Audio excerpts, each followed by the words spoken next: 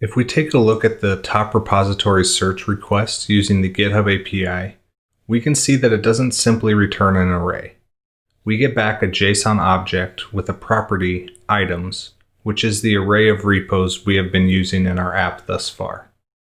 To match this, we need to update the return type of the GitHub API interface function to return a new object that wraps our list of repos.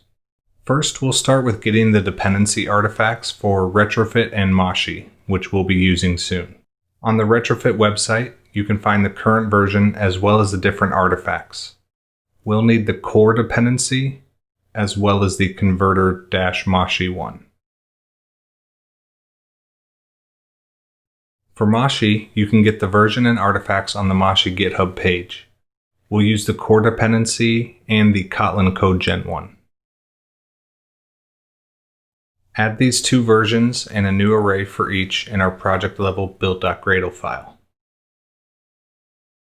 Now in the GitHub API module, we need to add the dependencies for the Retrofit core and Moshi.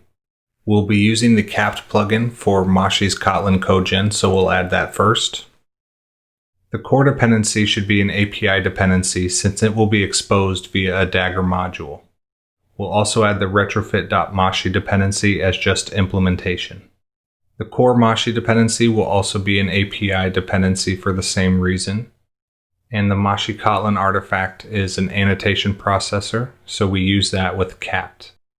Now we'll create a new file in this module called top repo search result. This is just a simple data class with one value, items, to match the GitHub API response.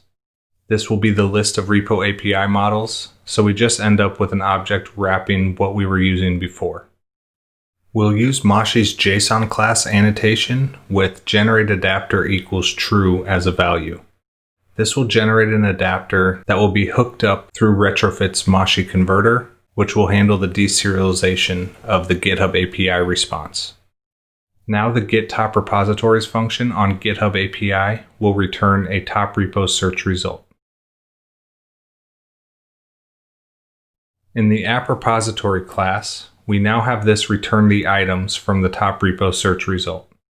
Since we are still returning a list of RepoApiModels here, we don't have to make any other changes downstream from this, like in the home view model. Next, we need to update the signature of our fake GitHub API in the testing module, and we can just wrap the returned list here in a top repo search result class. Because Retrofit requires Java 8, we need to change the source and target compatibility of our app module. We can do this in the module settings, which will add the required Gradle changes for us, or we can configure this at the project level build.gradle to apply these changes to every module in our project. You can also have a common build.gradle file that you use with apply from in each module. There's really several ways you can do this. We'll just go ahead and make the change at the top level build.gradle file, so all modules automatically get this.